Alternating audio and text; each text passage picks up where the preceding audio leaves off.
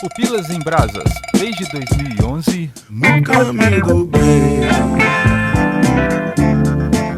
Quem diria que um filme com uma história chata poderia ser um fenômeno de audiência, arrecadando mais de 900 milhões de dólares e também sucesso de crítica, ganhando 6 Globos de Ouro e 7 Oscars, incluindo de melhor filme, diretor e ator. Sim, você me ouviu direito. História chata. Se você não é entusiasta de química ou física e há alguns meses eu te perguntasse quem foi Oppenheimer, você possivelmente diria que era uma cerveja búlgara. Mas agora, todos nós sabemos quem foi. Ou pelo menos, quem foi Oppenheimer segundo Christopher Nolan. Para falarmos desse filme, eu, Leonardo Agrelos, estou aqui com o Nito Xavier. Ok, tô aqui. E também Samuel Santos. É nóis, pai. E, de novo aqui conosco, o nosso querido convidado, Cristiano Barba. Saudações, classe trabalhadora, operária, camponesa, meninos, meninas e os que não se identificam, é nóis, cara. Vim aqui pra dar opinião, cheguei agora, sabe?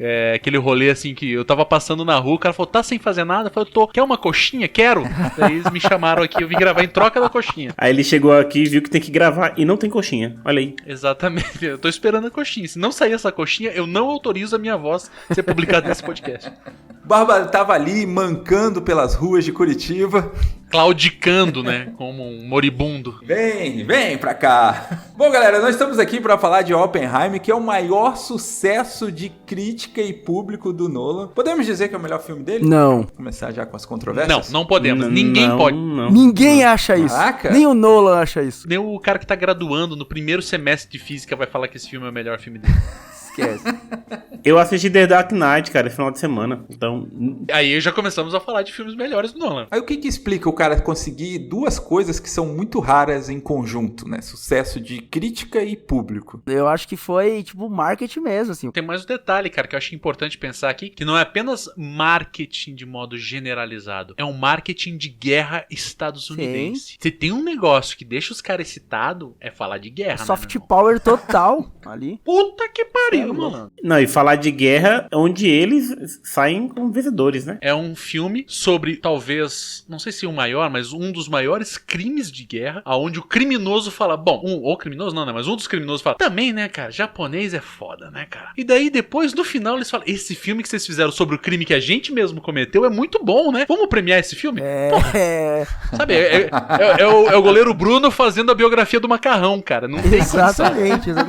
É a forma de passar pano duas vezes. Já fizemos. O que nós vamos fazer agora? Premiá-lo. E assim, né, ele se arrepende, mas não se arrepende tanto, né? Ó, já tô dando spoiler aqui do filme. Ele se arrepende, mas ele manda, mas japonês é foda, né, cara? Porra, cara, vocês mataram uma galera em minutos. Não, mas a ideia era matar milhares pra evitar que milhões Não, morressem. quando terminou o filme, eu só pensei em uma coisa. Quando que vão lançar a cinebiografia dos médicos alemães? Dizendo que eles Exatamente, estavam fazendo cara. todos aqueles testes para o bem da ciência. Você tá dando ideia. Não dá ideia errada, né, cara? Mengele, uma biografia. Não, né, cara? Mas a depender de quem vocês já conversaram, e eu já ouvi isso numa roda de conversa, que o cara falou assim, pô, as maiores transformações na humanidade vieram graças à guerra. Cara, eu vou falar um negócio pra vocês. Dependendo da região do Brasil que você mora, isso aí é papo do churrasco. Então, Ok. Muito triste, né? Muito triste. Segue aí.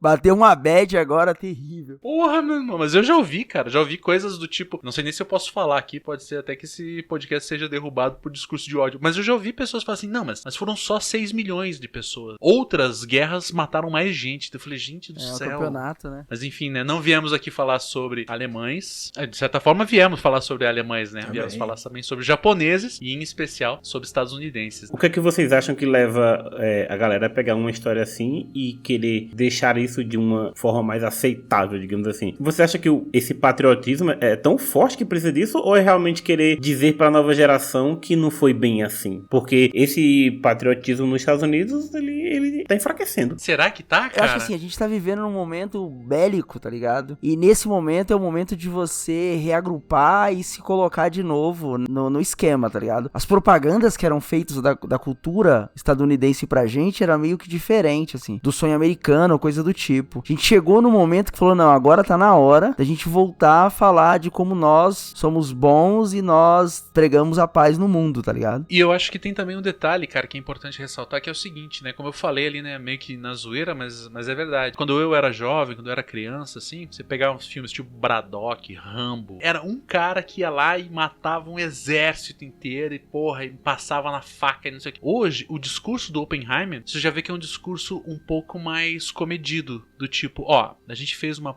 brutal cagada aqui. A gente matou gente pra caceta. Mas ó, por que a gente matou? Porque senão seria pior. Sim. Tá vendo como não é tão grave o fato de eu ter matado, de eu ter chacinado 2 cidades assim em questão de minutos? Imagina o que os japoneses iam fazer. Mais ou menos é esse o discurso, né? É um discurso que no atual momento histórico que a gente vive, e assim, pode ser que daqui a gente ouça esse programa daqui a 1 ano e fale, olha lá, ano passado era assim. Hoje em dia os caras já estão abertamente falando que tem que matar mesmo e não sei o que. Mas é um discurso, né? Pelo menos a impressão que eu tive quando eu assisti o filme, é um discurso do tipo, cara, olha só, a gente fez uma coisa muito brutal, uma coisa muito grave. O próprio Oppenheimer, ele ficou, né, mausaço com aquilo, mas puta, olha, seria bem pior se ele não tivesse. Então releva aí, né, cara, porque outras cagadas vão vir e outras cagadas vão acontecer. A gente só vai matar tanta gente assim, porque senão poderia morrer ainda mais, sabe? Nessa perspectiva da projeção dos números, né? Lá na frente, se a gente não tivesse soltado a bomba, imagina o que os japoneses iam fazer. A gente não sabe o que os japoneses vão fazer. No final das contas, o Japão já tava meio que com as pernas bamba quando bombardearam Kyoto e quando soltaram as 2 bombas lá, né? Mas no filme, eu fico com a impressão que eles miram na Rússia, né? Nessa questão de corrida armamentícia, né? Isso aí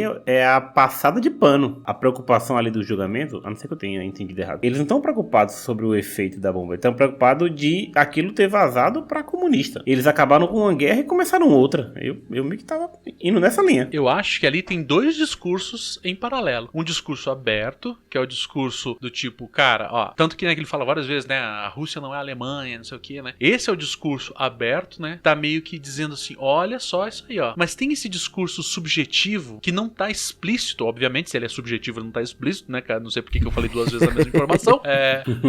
Ele é subjetivo no sentido de que não tá dito isso. O Oppenheimer nunca fala, ó, vamos matar essa japonesada porque eles vão fazer uma cagada muito maior. Ele não fala em nenhum momento. Os militares não falam isso em nenhum momento. Mas fica subentendido que ele foi levado ao limite pra fazer um bagulho muito grande. Ou os alemães iam fazer, ou os japoneses iam fazer uma cagada ainda maior. Então, cara, nossa, eu sou uma vítima das minhas próprias... Sabe, meio que o Prometeu americano, como ele é citado em alguns momentos ali, né, no filme. Eu tô com esse puta poder aqui, então vou fazer alguma coisa pra resolver. E esse discurso, ele tá subjetivo ali, né? Ele não tá explícito. O discurso explícito é esse discurso da perseguição aos comunistas e tudo mais. Ou vocês acham que eu tô falando merda? Pode falar, se eu estiver falando merda, fala, Barba, tá falando merda, cara. Ele mesmo disse que o arrependimento dele, aí eu não sei se isso é... Né, se é o personagem ou se é o cara mesmo, disse assim, não, meu maior arrependimento mesmo é não ter dado tempo de jogar isso aqui no Hitler, tá ligado? Essa expressão de que ele sabia do resultado dessas coisas, a única arrependimento é de não ter conseguido ficar pronto mais rápido. Eu não sou um grande especialista em Segunda Guerra Mundial, na verdade minha especialidade é passar longe disso, mas pelo que eu lembre, quando a bomba cai no Japão, o Hitler já era farelo, tinha se matado. Por isso que ele fala assim, meu maior arrependimento é tipo assim, do Hitler ter morrido e não ter dado tempo dela ficar pronta antes pra jogar isso no Hitler. O que torna o ato dele muito pior, né? Exatamente. Se o Hitler já tá morto, se os japoneses já estão de perna bamba, o imperador já tá meio que abrindo as pernas, cara, então só vai lá e fala, cara, parou a palhaçada. Mas não, tem a bomba. E a bomba, quem entende um pouquinho dessa dinâmica política internacional daquela época, a bomba não foi pra matar japonês. A bomba foi pra falar pros russos, fica esperto, malandro. Pra falar pro resto da galera, realmente. Exatamente. Não foi pra matar alemão, não foi pra matar Hitler, não foi pra matar japonês, foi pros americanos falarem pros russos, fiquem esperto, malandro. Sabe? E daí tem todo esse lance, porra, que vai a força forte, que vai botar fogo na atmosfera da Terra e tal. Assim, com muito respeito à memória do Oppenheimer, cara, mas não, cara. Esse não era o maior medo dele, né? Não é e nunca foi. E essa questão do pra que serve, né, um filme desse, esse tipo de propaganda, eu sempre cito a ideia do Rambo, né, que eu, quando estudei na escola, que o Vietnã ganhou a guerra dos Estados Unidos, pra mim era uma notícia muito nova, porque eu tinha aprendido no filme do Rambo que o Rambo era zica. Como que alguém com o Rambo no seu exército consegue perder uma guerra? Só fazer uma pergunta, cara. Quantos anos você tem, 37. cara? 37. Bom, eu tô com 44, então você era bem mais novo do que eu quando saiu o filme na TV, que eu sou da época que assistia filme filme na TV ainda. Eu fui entender o filme, porra, eu já era adulto, cara. Sim, eu já era adulto. Que não era sobre o Vietnã, né? Exatamente, não era... Mas aquela propaganda era de que os Estados Unidos era muito forte, né? Na cabeça de uma criança que tava assistindo o filme ali. Não é a mesma vibe do tipo assim, sabe, o discurso subjetivo ali da coisa. O que vão entender sobre Oppenheimer? É a história que tá ali no filme. O filme não fez com que as pessoas fossem pesquisar quem foi Oppenheimer, o que ele fez, com fontes seguras e... Não, o filme vai... Tá inventando palavra, nem existe fonte segura. Então, mas o filme vai trazer para as próximas gerações quem foi Oppenheimer. Tá ali. Uma coisa meio 1984, assim, né, cara? Quem domina o presente domina o passado também, né? Sim. Então, eu escrevo aqui pra vocês isso, e a partir daí agora é a verdade. É tipo Operação Valkyria. É muito engraçado em como que o filme deixa transparecer, tipo assim, vamos livrar a Alemanha desse monstro. Não, isso não era isso não, assim, verdadeiro. Se era o seguinte, vamos tirar o Hitler do poder para anarquizar de outra forma. Esse negócio de estar contando-se para uma nova geração quem foi o Oppenheimer. Sim, é bem isso mesmo. A narrativa que o cinema, ele nos coloca, ele não é gatilho pra dizer assim, caraca, que massa esse filme do Oppenheimer, deixa eu ir atrás pra saber mais desse cara. Não, a gente simplesmente vai dizer que a história dele é essa, assim como lá na Operação Valkyria era desse jeito. Um exemplo que a gente pode usar também com o cinema é, todo mundo aqui assistiu o Resgate do Soldado Ryan, né? Porra, pra caralho. Qual que é o Sim. dia mais importante da Segunda Guerra Mundial? O dia D, D. mas historicamente, o dia D foi só O mais dia D uma tanto faz, batalha, né? tipo, ok, teve uma Exatamente. batalha ali na Normandia, mas não fez diferença nenhuma pra guerra, aquela batalha da Normandia, pra guerra assim, tô falando num contexto macro, né, do que tava acontecendo. Pra resolução do conflito, né? Mas foi aquilo que foi contado, e aquilo que foi contado ensinou pra gente que aquela batalha foi a mais importante da Segunda Guerra Mundial. Então, e outra coisa que é importante pensar, cara, por exemplo, o filme do Oppenheimer, né, cara, que eu não sei se eu já comentei com vocês, mas eu fiz 3 semestres de física logo que eu voltei pro Brasil. Por isso que eu já conheci o Oppenheimer. Graduação, pô, se fala dele com bastante frequência, né? E quando você pensa, assim, na biografia de um cientista, geralmente você vai se focar na ciência. E ali, esse filme não é sobre ciência, né? Porque o cara que não entende como funciona uma bomba atômica, uma bomba de hidrogênio, coisa do gênero, sai do filme igual, não entende absolutamente nada. É muito mais, como já foi dito, né, em outro momento por alguém aqui, é muito mais sobre essa construção dessa perspectiva de como tudo isso aconteceu, olha como são essas coisas, meu Deus do céu, se a gente não tivesse feito isso, o mundo teria acabado, a realidade seria outra, talvez a gente estivesse falando alemão aqui e não falando... E não tem nada a ver. O cara era só um cientista foda, indiscutivelmente foda, uma mente brilhante, mas os interesses que ele tinha, sabe, eram tão estadunidenses quanto de todos os outros, né?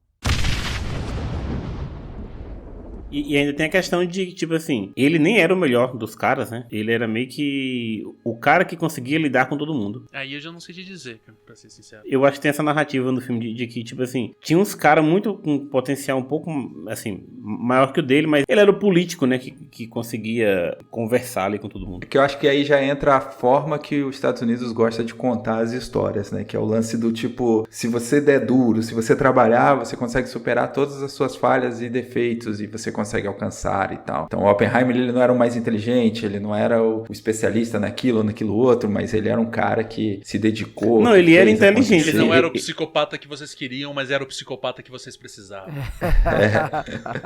Mas vocês não acham que no filme ele é bem humanizado, assim, do tipo, cara, esse Oppenheimer aqui, ele é cheio de falha, ele trai a mulher, ele é babaca, tal. Vocês não acham que dá uma humanização? Mas você não nesse acha que cara? isso aí é Tipo, artifício do melodrama pra fazer você se apegar a um personagem? Justamente pra você falar, ai, tadinho, né? Ele é gente como a gente. Exatamente. Oppenheimer é gente como a gente, exatamente. Esse poderia ser o subtítulo do programa.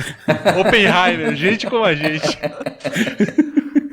Excelente. Porque o Nolan, ele vai colocando esses defeitinhos, as inseguranças dele, até o fato de ter o personagem principal deliberadamente trai, né, a esposa, que é uma coisa que, como eles são muito conservadores, os Estados Unidos, né, eles não gostam desse conceito de trair a esposa, né, geralmente justifica a traição, mas nesse caso não teve ali no filme uma justificação, né. Então o Oppenheimer, ele é o herói errante. Mas eu não sei, cara, se não é até por uma questão de linguagem narrativa mesmo, tá ligado? Porque um herói que não erra, não se aplica hoje em dia. Aquele lance do discurso, né, do herói arrependido. Sabe, tipo assim, um herói tipo, sabe, o cara que nunca erra, o cara que sempre faz tudo pelo bem. Ninguém vai ver um filme desse. Ou se vai ver um filme desse, sabe, vai meio que entrar na galhofa, assim, sabe? O cara precisa ter um quê de ser humano pra eu poder me identificar com ele, né? A não ser que fosse um filme infantil, né? Sei lá, A Vida de Inseto, né? A formiguinha lá que sempre fez tudo certo, daí beleza. Mas um filme adulto, como se propõe esse filme, eu acho que até foi uma questão de narrativa, ela é assim, e não nesse intuito que você falou, assim, pra humanizar ele. É tipo, meu, se não for assim, não vende, cara. Me parece, pelo menos. Posso estar falando bobagem, mas é o que me parece. É que eu acho que, assim, na questão do roteiro, tem linhas que você não passa, né? Então, por exemplo, você escrever um herói e colocar ali ele matando um cachorro, por exemplo, é uma coisa que você não faz. E, geralmente, no roteiro, os caras não vão fazer isso de colocar um cara que traiu a mulher, porque também é algo caro pra eles, entendeu? Eu entendo esse conceito da narrativa, né? De você colocar um cara errante, mas também, assim, tem algumas linhas que o Nolan passou ao descrever isso daí que ele poderia ter simplesmente ignorado. Quer ver um filme que não é mais, que é bem mais ou menos, na verdade, que ignora vários aspectos históricos, que é aquele O Rei do Show, com o Wolverine, Sei. o Hugh Jackman. Pô, o cara, ele ia atrás das aberrações e fazia o circo. E no filme, é um cara maneiro que incentiva todo mundo a colocar seu talento pra fora. Gente como a gente. Mesmo você sendo uma mulher barbuda. Então, assim, é o cara que ele estimula a galera. Então, assim, ele não passou certos limites. Por exemplo, no próprio filme tem um momento que ele fica ali balançado de trair ou não a esposa. Ele não trai a esposa. Então, olha como esse cara é valoroso. No caso do Oppenheimer, não acontece Quem que é o isso. diretor desse filme, cara? Desculpa. Você lembra? Não. Porque eu acho que tem um pouco disso, né, cara? Pega um retrospecto aí dos filmes do Nolan. Os heróis do Nolan são heróis atormentados, né, cara? Então acho que tem um pouco disso, né? O próprio Batman aí, cara, né, que foi citado no começo. Ele é um cara atormentado. Ele é um cara que comete excessos, né, cara? Da Amnésia também, né? O primeiro filme dele. Insônia. Se tem um herói atormentado, é esse, né, cara? Todo mundo atormentado, verdade. Então eu acho que tem um pouco disso, né? Eu não tinha reparado essa semelhança no cara do Nolan. Olha, já valeu pra mim. Tô esse aqui podcast. pra esclarecer qualquer dúvida que vocês tenham sobre cinema. Sacanagem!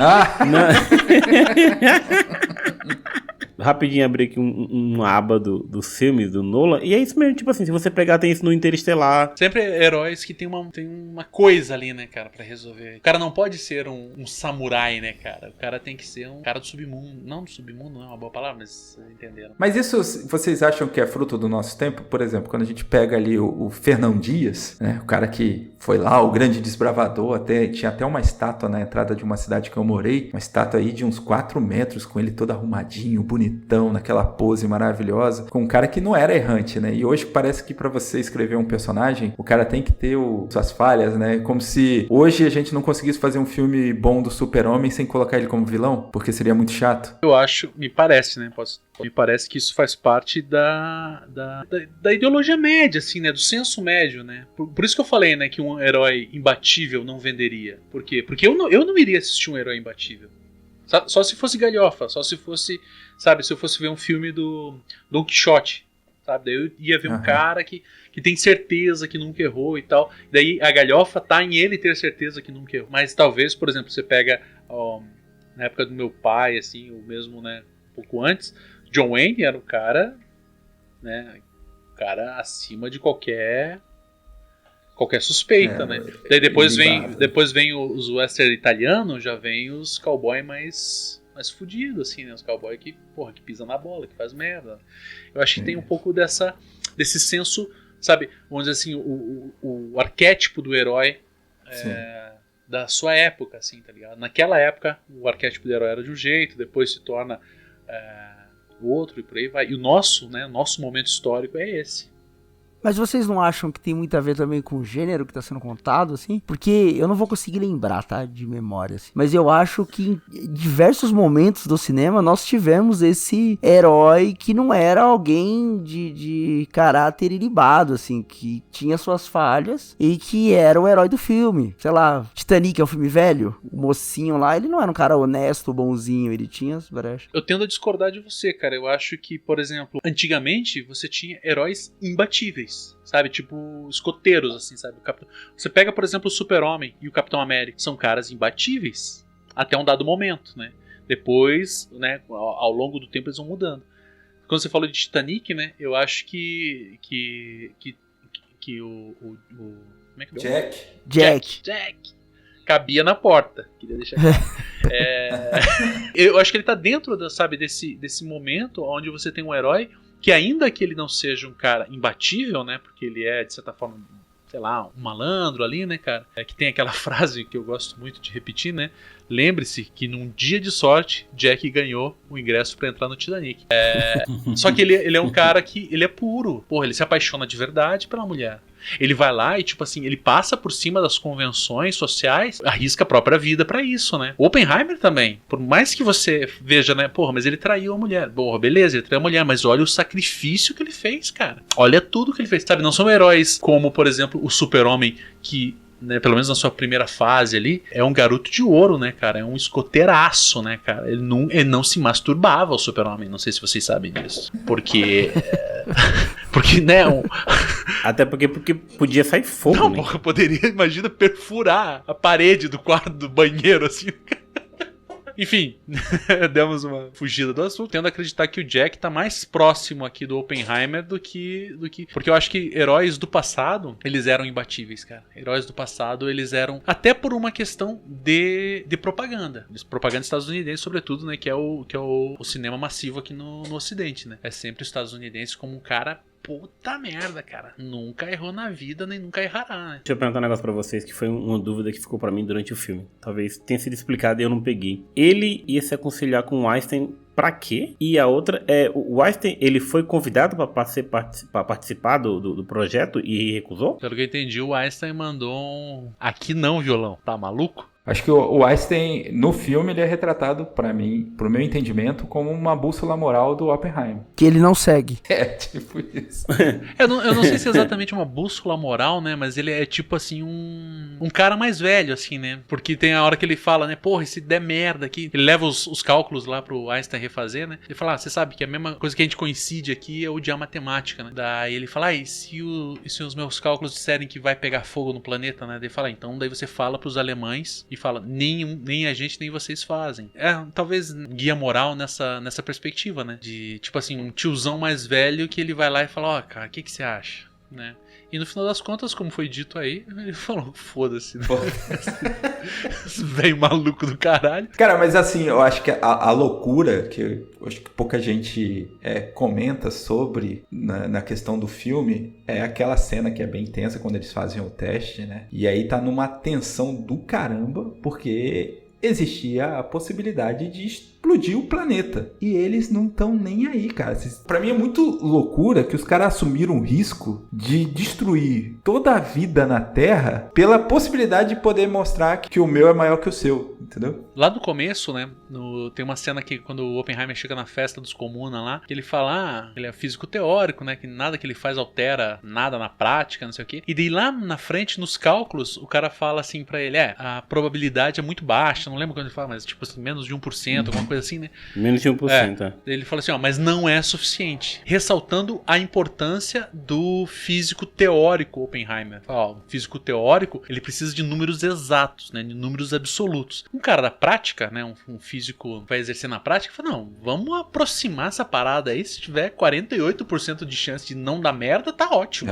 Tanto que daí o cara aposta $10 lá com ele, depois quando a bomba explode, e eu fico pensando, atenção dos caras, testando um bagulho que poderia botar fogo no planeta Terra, malandro. Cara, eu vou mexer na panela de pressão, já fico nervoso, cara. Existia a possibilidade de dar errado, as pessoas sabiam que poderia dar errado, e a galera tava tomando sol, cadeira de praia, dizendo, vamos assistir a explosão. Mas pode ser que queime tudo e a gente morra, mas pelo menos a gente vai morrer com estilo. Porque assim, uma coisa é se eu tô limpando uma espingarda na tua frente e você fala, não, vira essa porra pra lá, mano, tá maluco? Outra coisa é se eu tô manipulando uma bomba atômica que tem o potencial de explodir o Brasil. Cara, continua, meu irmão, tanto faz. Eu acho que é um pouco dessa vibe, tipo, não tem pra onde correr, cara, tá ligado? Se eu tivesse limpando a espingarda, você vira pra lá esse negócio, não aponta pra mim, seu doido. Eu acho muito louco o cara assumir essa possibilidade e ainda ser visto como herói, sabe? Tipo, foi legal isso daí mesmo. Tinha que fazer mesmo, sabe? Mas eu acho que tem um quê, assim, sabe, do cara corajoso. A fronteira da coragem e da irresponsabilidade, ela é muito tênue, né, cara? Ela é um papel manteiga, assim. E eu acho que tá muito ali, né? A figura que o Nolan tenta construir, ou o roteirista, né? Não sei se o Nolan é roteirista desse filme, acho que não, né? Mas a figura que ele tenta construir ali é esse cara que tá ali, né? Tá na linha entre o cara que é ultra corajoso e quase irresponsável, mas ele tá o tempo inteiro, porra, tem que ser menos de 1% de chance, tem que ser, sabe? Essas paradas. paradas Estou assim. preocupado com a humanidade. O lance dele não caguetar os caras, né? Segurar a onda pra não caguetar os parceiros lá e tal, sabe? Eu acho que é muito isso, tipo assim, sabe? Eu sou um cara que você pode confiar. Que tem muito disso, né, cara? Sabe, o Oppenheimer é um cara que você pode confiar, cara. Ah, mas ele traiu a mulher. Porra, mas olha, o cara é responsável pra caramba, cara. Como todo estadunidense que tem o direito de apertar um botão que dispara a bomba contra os outros países. Fica tranquilo, ele só vai apertar se for estritamente necessário destruir aquele país em nome da democracia.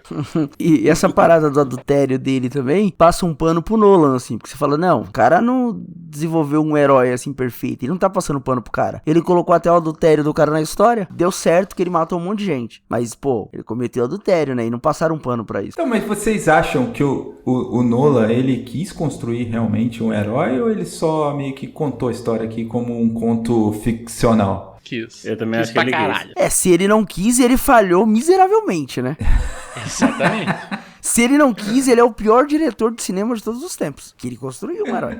Agora, herói pra quem, né? Não, mas quer ver, cara, mesmo o lance do adultério dele ter traído a esposa com a moça lá, que eu não lembro o nome dela agora. Quando acontece lá o que acontece com ela, né? Não sei se as pessoas que estão assistindo ou escutando vão assistir ainda o filme. Porra, daí ele fica mal pra caralho. Fala, meu Deus, se eu tivesse lá, nada disso teria acontecido. Sabe, ele é um cara que, mesmo nos seus problemas, mesmo nos seus desvios morais, ele é responsável. Então eu acho que tem muito de, sabe, eles não pintam um cara com um cara escroto que falou assim, ah, beleza, eu tô casado, mas eu tô comendo a menina ali também, sabe? Não, ele era apaixonado pela outra mulher. Ele se devotou pela mulher. Ele foi até lá encontrar outra mulher. Então eu acho que tem essa construção, novamente, que é a narrativa subjetiva. A narrativa que tá na entrelinha ali. Quando você vê esse cara e você vê que ele não é um escroto, que ele não manipulou a mulher pra transar com ela, ele não usava o corpo da mulher, ele realmente era apaixonado por ela. Ah, ele tinha a esposa dele, tinha um filho dele, mas ele realmente gostava da outra mulher. Então eu acho que tem um quê ali de falar, cara, não é tão grave assim, sabe? Não é tão problemático assim, que a gente sabe que é o senso comum ali por baixo, né, cara? Na mesma linha de fiz uma bomba que vai matar um monte de gente, mas porra, seria bem pior se eu não tivesse feito, tá ligado? Eu tenho um pouquinho conflito da ideia de que o Nolan, ele fez isso pra transformar o cara como herói. Eu fico mais com a impressão de, tipo, passando pano mesmo pra história, sabe? Justificando que, tipo, o cara fez um negócio duvidoso, mas aqui justificando aqui que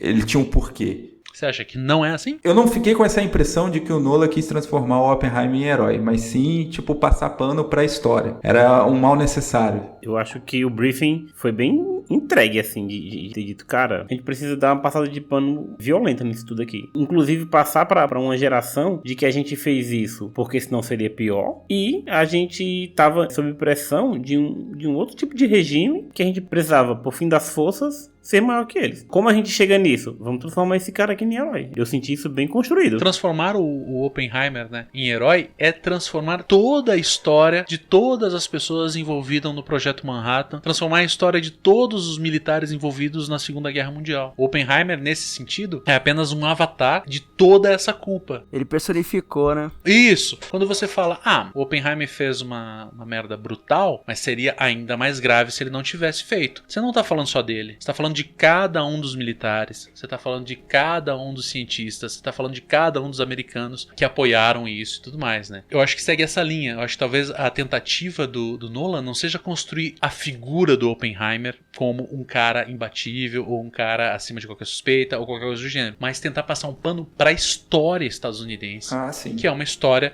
de crimes de guerra sucessivos, um atrás do outro. É porque transformar o cara em herói, eu acho que vai meio que contra o Nolan, que gosta de brincar com essas questões cinzas, né, com essas questões morais, assim, dúbias. Então, quando você fala de passar pano, eu abraço mais essa ideia, e não a ideia de transformar o Oppenheimer em herói, justamente para que você possa construir no imaginário coletivo, reafirmar aquela questão dos fins justificam os meios. E mesmo assim, você vê na cena que ele sofre, né, com as pessoas, que ele fica olhando as pessoas ali sendo queimadas pela bomba atômica e tal. Eu acho que é justamente para poder dizer assim que, tipo, olha, eu sei que é ruim. Ele sentiu, né? Ele precisava fazer, mas ele sentiu. Eu acho que ele virou pro cara que tava do lado dele e falou, bateu, né? O cara falou, bateu. Foi mais ou menos isso, né? E continua, e segue.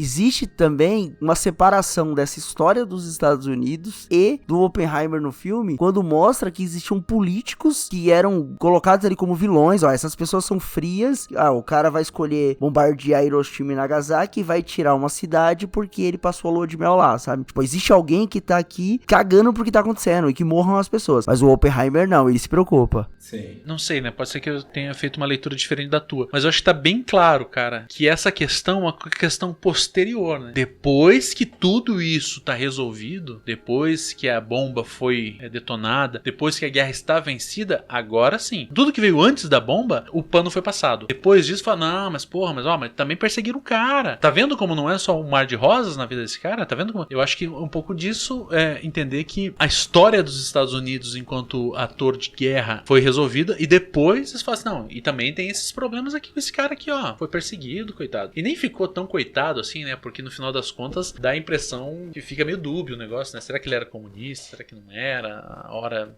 Enfim. E tem outra parada também. Vamos dizer que o Nolan ele queria transformar o cara em herói. O Oppenheimer tava ali quietinho, de boa. Ele trouxe essa luz pra essa história. Ele tá falhando, porque só desse podcast pequenininho já tá questionando essas paradas, né? A gente nem lembrava que era Oppenheimer, sabe? Então, assim, não sei se é minha bolha ou não, mas eu vi muita gente indo por essa linha também de... O cara teve muitas questões complicadas. E o Nolan coloca no filme isso, né? Ele traz aquela frase que fica repetindo, né, que é o destruidor de mundos e tal. E o Oppenheimer, ele é o destruidor de mundos. A questão é que o Oppenheimer, ele aceita esse fardo, né? Para salvar o mundo, ele aceita o fardo de destruir o mundo. Meio contraditório. Ele aceita esse papel de herói grego, né? De herói trágico. Eu vou carregar a dor de ter feito tudo isso em nome de uma coisa muito maior. O Nolan, ele traz esse personagem, assim, complexo e tal. E a gente acaba meio que comprando a ideia daquilo que nos é apresentado, né? Mas tem como a gente ler ou ver um filme ficcional, né? Romance, assim, conseguindo nos distanciar com a escolha que o diretor tende a nos apresentar. O que a gente tá fazendo aqui é que sim. Não, eu acho que o que a gente tá fazendo aqui não é isso. A gente viu o filme com o olhar que o diretor deu pro filme. Não, mas se a gente tá questionando o olhar dele, eu acho que a gente já tá fazendo esse exercício contrário. Não, a gente viu o filme com o olhar que o diretor deu. Só que aí a gente observou que o diretor tava dando um olhar com viés de algo que a gente não concorda, que o Oppenheimer e os Estados Unidos estavam preocupados ali com um ato de heroísmo de paz no mundo, tá ligado? Eu acho que é isso, mas o filme, quando você assiste o filme, quando você dá o play ali e começa a ver aquelas histórias de bomba, de não sei o que, aquele começo super confuso, com um monte de nomes complicados e pessoas que manjam muito de ciência, você tá embarcando na narrativa do diretor. Por exemplo, você pode discordar de que Capitu traiu o Bentinho, tá ligado? Você pode discordar disso, mas pelo viés do Bentinho que conta a história, porque o Machado de Assis entrega a história na mão do Bentinho e fala assim, ó, você está ouvindo uma história narrada por esse cara, tá ligado? Esse é o Dom Casmurro. Relacionamento tóxico do cara.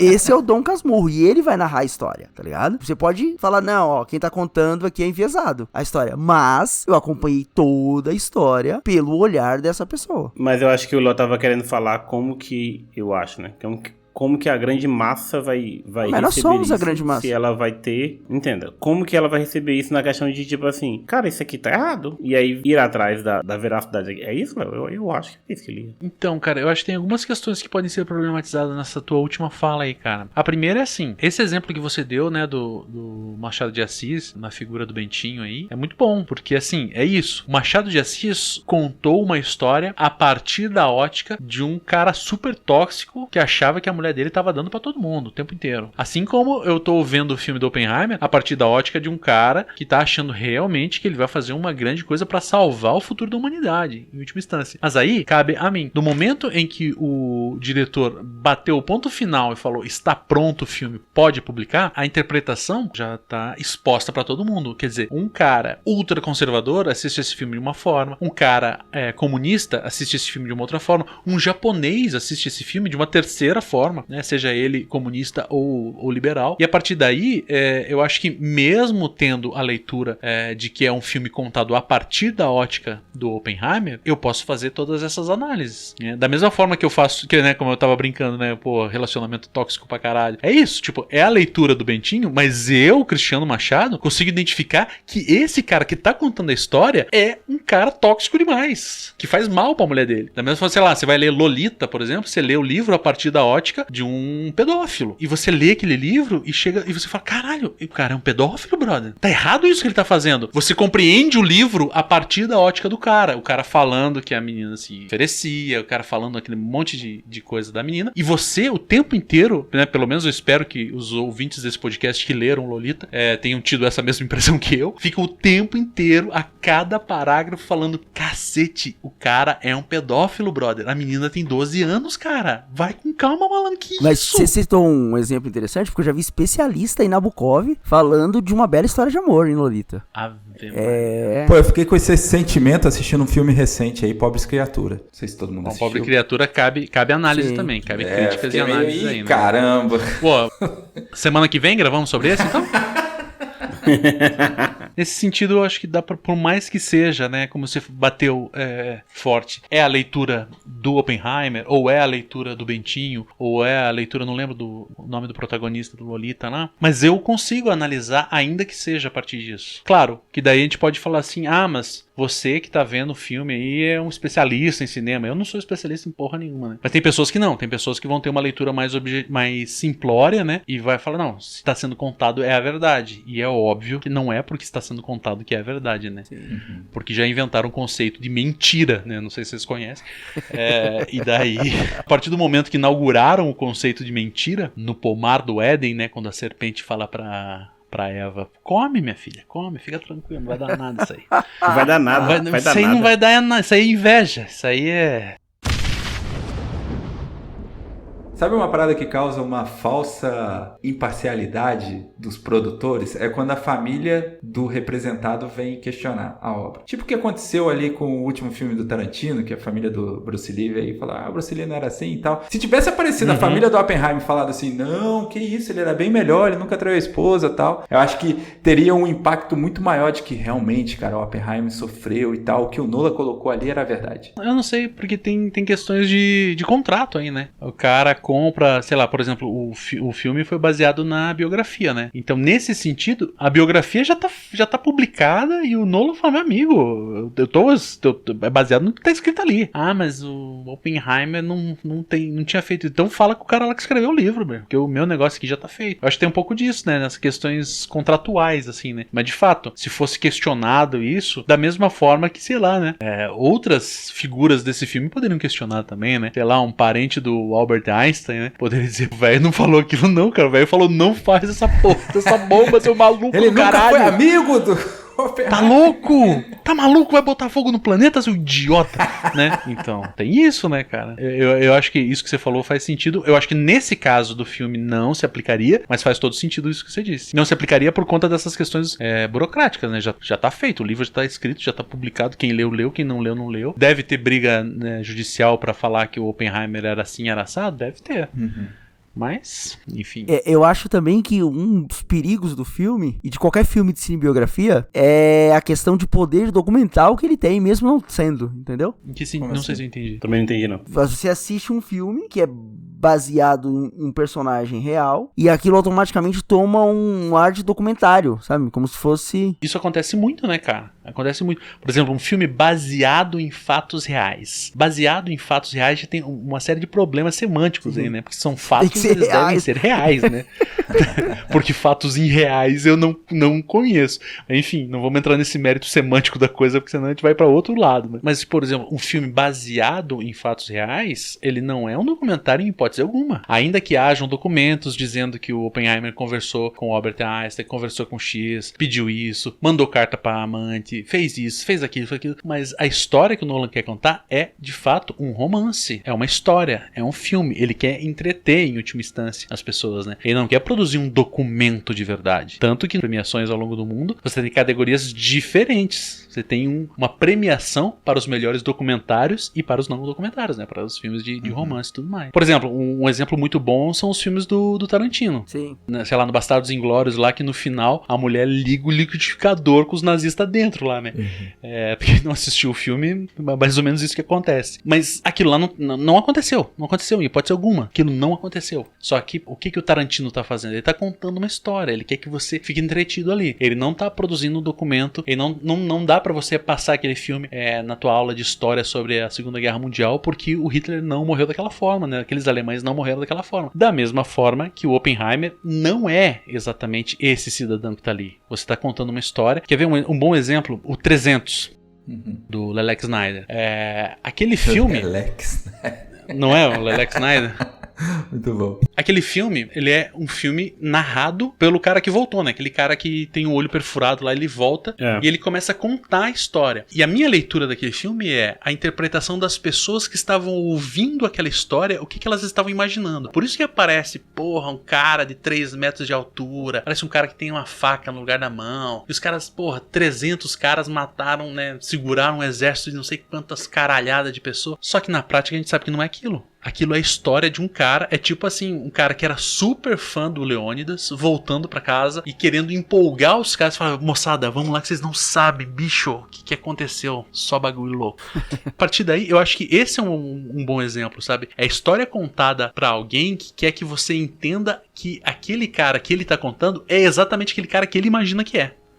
Então quem o Nolan imagina que é, ou quem o roteirista imagina que o Oppenheimer é, ou melhor, quem o roteirista e o Nolan querem que você acredita que ele seja, quem o Nolan, quem o roteirista quer que você acredite que o povo estadunidense é. Acho que esse que é o ponto, tá ligado? Pensando no que vocês falaram no decorrer da nossa conversa aqui, que o Oppenheimer, ele é a personificação de toda uma ideia, né? A gente pode entrar nesse senso aqui. Eu fiquei lembrando sobre o filme do McDonald's, né? Que é aquele Fome de Poder com o Michael Keaton, não sei se vocês assistiram, que aí conta a história do cara que ele dá o golpe na família McDonald's. Os irmãos McDonald's hoje não podem nem usar o próprio sobrenome porque o cara deu esse golpe. E aí apresenta um cara falho, um cara todo problemático, um cara assim, bem escroto mesmo. No filme eu cheguei na conclusão que a ideia não era exaltar o criador da marca, mas sim a marca. Então talvez aqui no Oppenheimer... biografia de produto. A gente tá falando muito do personagem, mas talvez a ideia não seja exaltar o personagem como herói ou passar pano pro personagem, mas sim a história, né? As motivações. A figura central não é Oppenheimer. A figura central é o povo estadunidense ou as autoridades estadunidenses que estavam à frente no momento da Segunda Guerra Mundial, tá ligado? Pode ser. Esse que é o grande X da questão. É olhar e pensar assim, ó, não foi tão grave. Tá vendo o Oppenheimer? Ó o cara que ele é, ó como ele é foda. E daí você começa a construir a partir disso, mas então quer dizer, então o milico que mandou ele fazer também. O cara que tava lá, né, pilotando o avião também. Os outros cientistas também. Todas as famílias também. Todo mundo, no final das contas, fez o que fez, porque seria muito pior se não tivesse feito. Agora, vocês falaram aí sobre essa questão da romantização, né, da obra e tal, e falou, baseados em fatos reais, não é a mesma coisa que um documentário. Mas vocês acham que o documentário também não carrega o viés daqueles que foram os produtores? Porque eu posso pegar um documentário e colocar lá uns depoimentos lá com voz de pato e falando, o Oppenheimer, realmente ele pensou nas pessoas, ele esteve envolvido, ele era um cara amoroso. Principalmente no momento em que vivemos político, né? Digamos assim, no mundo todo. Vai pender para um lado ou para o outro. Dificilmente você vai encontrar alguém que vai conseguir fazer isso sem nenhum tipo de viés. Não existe discurso sem ideologia. Exato. Porra, Paulo Freire aplaudiu lá do céu quando você disse isso. Moral, Paulo Freire levantou da cadeira quando você falou Só isso. que eu acho que a diferença do documentário nessa questão é que um documentário sério, você consegue perceber o viés da pessoa que tá fazendo. Eu acho que no documentário sério, o produtor, ele assume o viés. Se ele falou que é Ele neutro, fala. sai fora. É furada. Isso é uma coisa que, quando eu vou fazer alguma análise de conjuntura política, eu sempre gosto de bater firme, sabe? Eu sou de extrema esquerda de orientação revolucionária. Tendo posto esta informação, a minha análise é essa. Porque caso contrário, sabe? Se eu ficar numa de, não, mas veja bem, né? Todos os lados têm excessos, aquele papo idiota que a gente sabe que, né? Que é mentira. Essa que é a verdade. Aí o cara fica perdido. Só que isso também tem uma armadilha aí, né? Porque muitas vezes falando isso, o cara fecha completamente os ouvidos pra ouvir o que eu tenho pra dizer. Né? Mas eu prefiro ousar na honestidade do que ficar transitando nesse campo pantanoso de... Sabe? Nem aqui nem ali, sou de extremo centro. Mas beleza, você colocou seu viés aqui, eu sei que teu viés é esse, beleza, eu vou ouvir você, ouvir sua história. Mas quem me garante que você não está usando seu viés para fazer um revisionismo histórico, sacou? Não, mas aí que tá. Se eu assumo, você já pode se defender. Se eu assumo, vamos supor que você é um cara liberal ou um cara ligado ao Instituto Mises ou qualquer coisa assim. E eu falo, bicho, eu vou fazer essa análise aqui do filme Oppenheimer, mas saiba que eu sou um cara de extrema esquerda, de orientação revolucionária, anarquista. Você consegue entender aonde que eu tô pisando, você consegue entender quais são, claro, né, se você tiver uma boa leitura, você consegue entender quais são os pressupostos que eu emprego para fazer determinadas afirmações ou não fazê-las. Diferentemente se eu ficar naquele joguinho dúbio, assim, sabe, nem assim, nem assado e tal, porque daí você não sabe, mas pra onde que você tá indo? Não, eu tô indo pra cá. Esse é minha, vamos dizer assim, a minha linha de análise de conjuntura política é essa. Da mesma forma que é óbvio, né, cara, a gente tá fazendo, falando de um filme e tudo mais, mas a minha linha de análise dessa obra de arte, a saber, o filme Oppenheimer, é também colocando esse pressuposto. Sou de extrema esquerda de orientação revolucionária. E alguém pode dizer assim, mas então não posso nem ouvir o que esse cara tem pra dizer. Bom, é um risco que você assume. Perder essa belíssima análise. Essa belíssima voz.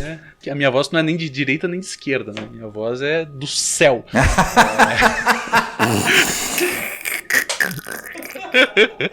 Você percebe que a análise é zoada quando a pessoa diz que vai te trazer uma verdadeira história de alguma coisa. Começou com esse papo? Ou o cara fala assim, vou te trazer uma análise equilibrada. Ou vão bater dos dois lados. Acho que talvez equilibrado, eu acho que talvez poderia ser. Mas bater dos dois lados, eu acho que não. Porque assim, quando eu assumo o lado, você já tem por onde se defender, né? Eu acho que assumir o lado é te dar a possibilidade de ouvir de forma equilibrada, entendeu? Se você falar pra mim, não, eu sou de extrema direita e pra mim, porra, tem que vender o órgão, vender criança, sabe? A coisa mais absurda que a esquerda acusa a extrema direita. Bom, a partir daí eu já sei pra onde você vai. Se você falar um bagulho, eu falo, não, mas esse cara é maluco, cara. O cara quer vender o órgão, tá ligado? Entendeu? Eu acho que nessa linha de análise, eu sei aonde você pisa pra falar o que você vai falar. E a partir daí, eu posso contra-atacar a tua forma de pensar da mesma forma, né? Claro, se você tiver uma leitura, se tiver capacidade intelectiva pra fazer a análise desses vieses, né? Eu aplaudo e respeito pra caramba quando o cara já coloca, eu sou assim e mediante a isso eu vou fazer essa análise. Eu só fico na dúvida o seguinte, por exemplo, o cara que ele tá atrás realmente do que foi a história, do que aconteceu lá atrás, enfim. Qual é o lastro que a gente pode usar além da sinceridade ideológica, entende? Porque eu posso chegar aqui, um supremacista americano chegar aqui e falar assim, olha, os índios eram um bando de selvagens e ou era eles ou a gente e sobreviveu a gente, entendeu? Tipo, ele ressignificar toda a história e falar que, fomos atacados e a gente só reagiu e infelizmente os índios morreram. Então, assim, qual é o lastro, sabe? Porque só a sinceridade ideológica não me parece ser o suficiente. Mas eu acho que nesse sentido o que acontece é você tem estruturas que vão mediar o que é a ciência, e eu coloco ciência entre aspas aqui, não sei se ciência se aplica, mas a ciência entre aspas, história e as opiniões. Por exemplo, Nolan não é um historiador, o roteirista desse filme não é um historiador. Por mais que eles busquem, por mais que eles leiam, por mais que eles estudem, eu não sou um historiador. Eu sou um reles filósofo. Então, a partir daí, como que se dá esse trabalho de pesquisa historiográfica para entender se aquilo e é claro, né, a história, ela é fruto do presente, né? Então, como que eu conto a história a partir de agora? Porque a história contada no Brasil de 2024 é uma, a história contada nos Estados Unidos de 2024 é outra, a história contada na Rússia, do Putin, de 2024 é uma terceira. A partir daí, a gente fala, como que é isso? E eu acho que todas essas estruturas, talvez a gente que tenha um historiador aqui mas deveria ter um historiador para falar assim, o processo historiográfico se dá a partir dessa forma, e a partir daí você tem a distinção entre uma história bonita, um conto, um romance, seja lá o que for, e um documento histórico, tá ligado?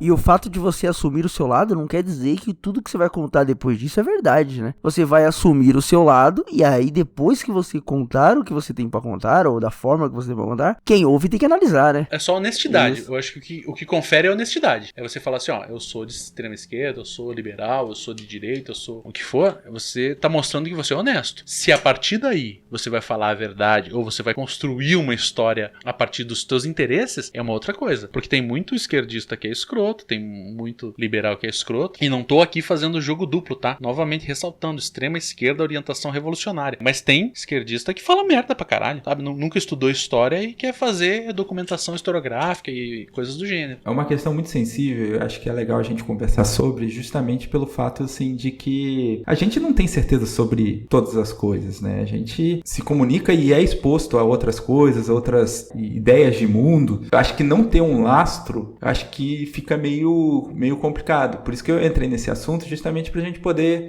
vocês acabaram mencionando aí por cima, além, é claro, da honestidade, né, do viés, mas também as questões históricas aí que você acabou mencionando, né, o Barba, sobre existe todo um processo, existe toda uma avaliação pelos pares e tal. Existe uma lógica que, como eu não sou historiador, eu não vou saber colocar aqui o esqueleto de como é feito uma prova, uma contraprova histórica, né? Mas existe, né? Sim. Imagino que Porque a gente pode chegar aqui e dizer que pegar os japoneses contarem uma história completamente diferente do Oppenheimer. Indiscutivelmente. O partido nazista ascende lá na Alemanha também e ressignificar toda a história. E aí? Qual vai ser a verdade, vamos dizer assim? Então eu acho que a gente fica perdido quando a gente não comenta sobre isso daí, a gente não pensa sobre isso daí. Porque pode vir aí, não que exista, mas pode chegar daqui a uns anos aí, aqui no Brasil, surgir um Brasil similar e começa a reescrever a história, entendeu? Exatamente, né? Sei lá, uma história paralela, né? Não sei. E nessa questão, eu acho que aí sim, você precisa analisar aquilo que você é curioso. Por exemplo, eu estava assistindo no YouTube aí alguns anos atrás, eu acho que se bobear na pandemia, porque na pandemia a gente tinha tempo pra fazer nada, e eu estava assistindo um documentário, olha, estou fazendo aspas aqui, sobre educação, que era dividido em 3 partes, parte 1, parte 2, parte 3, de uma grande produtora de filmes paralelos. Aí, eu sou professor, não sou um especialista em educação, não tenho mestrado, doutorado, nada disso em educação. Sou professor e lá estou eu falando, daqui talvez eu possa opinar um pouco. Dei o play para assistir. No começo, você via pessoas com um certo grau de estudo na área de educação, discutindo com um viés conservador, mas que você olhava e falava assim, tá, discordo, mas você tem um ponto. Discordo, mas a partir do lugar onde você está falando, você tem um ponto. Agora, em determinado momento do documentário, com uma trilha sonora bonita e uma voz que narrava de uma forma sedutora, tem um plot twist ali que eu não reparei quando aconteceu, mas em determinado momento eu estava ouvindo um ex-filósofo, ex-professor, que já não fuma mais. Ex-vivo. E atual cadáver. Isso. Discutindo educação com um blogueiro, sabe? Aí eu falei, ó, pera aí. Como eu saí dali e cheguei até aqui? Ali no começo, eu discordava de visões pedagógicas, educacionais, que os caras tinham uma base daquilo que eles estavam defendendo. Em determinado momento, já não se tinha mais isso. Mas, se você não prestar atenção nisso, você acaba descendo, né, nesse grande tobogã de bosta, e quando você estiver nadando ou afundando até a cabeça, você já não consegue mais notar o que tá acontecendo. Eu só assisti o primeiro episódio, tá? Dos 3. Mas você coloca em pé de igualdade as pessoas que estavam discutindo no começo com as pessoas que estavam discutindo no final a questão do marxismo cultural e ideologia de gênero, sabe? Só que a forma que é costurado, esse grande crochê, te joga numa situação que você talvez não consiga. Você começa assistindo um documentário sobre a educação e termina questionando se a Pepsi Cola está utilizando fetos abortados para adoçar os seus refrigerantes, né? Exatamente. Eu acho que o que você tá falando, tem uma produtora aí que faz esse tipo de coisa, que ninguém denuncia, que é uma produtora chamada... Eu vou colocar o nome aqui, vou ser polêmico, tô preparado para os processos. Primeiro, manda uma mensagem para a equipe do jurídico aí. Eu quero dizer aqui que o que o Nito narrou acontece na produtora chamada TV Quase, quando ela pega 4 motoristas e coloca para falar de cinema. Sim, exato. Eu pensei que vocês não iam ter coragem, mas foi dito. fico muito satisfeito em saber que eu tô do lado de pessoas, sabe, que são pautadas pela ética e pela moralidade. Eu digo ousadia, esse podcast é ousado, é alegria nas pernas. Exatamente. Sim, exatamente. Visivelmente são atores. Eu acho que a extrapolação ali do choque de cultura é justamente isso daí que você estava falando, né, Nito? Você pega 4, entre aspas, especialistas, colocam ali para falar sobre a vida, sobre com um grau, assim, de convicção e de embasamento, assim, de vida ali. Você vai conseguir distinguir o absurdo, quando é muito absurdo, com aquilo que você é curioso, né? Com aquilo que você sabe o mínimo que seja, assim, ó, aquilo que você já pesquisou alguma coisa. Ou, se você pegou a informação e achou interessante, o ideal é que você pesquise depois, né? Vire um curioso a partir daquele momento. Essa geração não vai pesquisar, não. Ela vai pegar... Ó o velho falando. Mas é verdade. O velho dentro. É verdade. Na minha época. Porque quando eu tinha uma Barça lá em casa, eu pesquisava. Essa galera... É verdade. A galera vai ver essas coisas e eles vão tomar como verdade. É tipo o cara que ele tem uma dúvida bíblica e ele tem aquela resposta que ele quer e ele sai perguntando pra 30 pessoas até encontrar a pessoa que tem a resposta a pessoa que parecida concorde dele. com ele. Que ele vai dizer, agora alguém me explicou esse verso. Sabe? Ela não vai.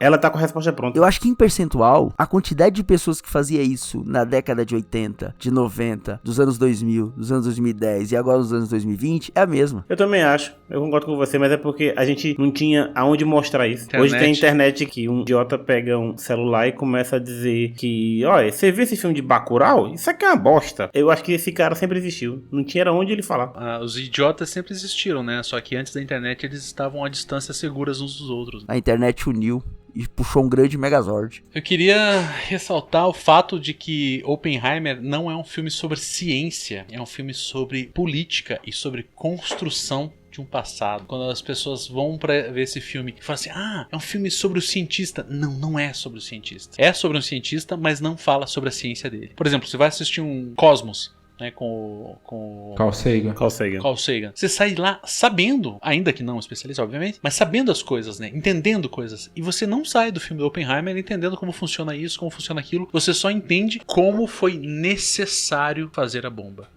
Então, nesse sentido, você não é um filme sobre um cientista. Até o jogo político não dá pra entender, que é uma confusão. Porra, é gente pra cacete, é nome pra cacete. Pior que livro de Dostoiévski, assim, sabe? Começa a aparecer uns caras do nada. Você fala, que isso? O Nolan, ele faz igual o Tenet. Tipo, não dá pra você explicar aqui, não sei se vocês assistiram o filme do Tenet, mas tem literalmente essa parada. Só assim, sente. Não dá pra explicar aqui, só sente, só vem, entendeu? Não dá pra explicar todo o jogo político, toda a ciência, toda a química e física e tal, só entende que foi necessário. Quando perguntarem como que está a nossa situação atual 2024, você pode, com toda certeza, responder isso. Cara, não dá pra explicar como tudo isso aconteceu. Imagina Só sente. professores de história no futuro, né? Explicando esse momento. Nossa. Vou dizer pro aluno, não tem como explicar. Apenas sinta. Fecha os olhos e sinta.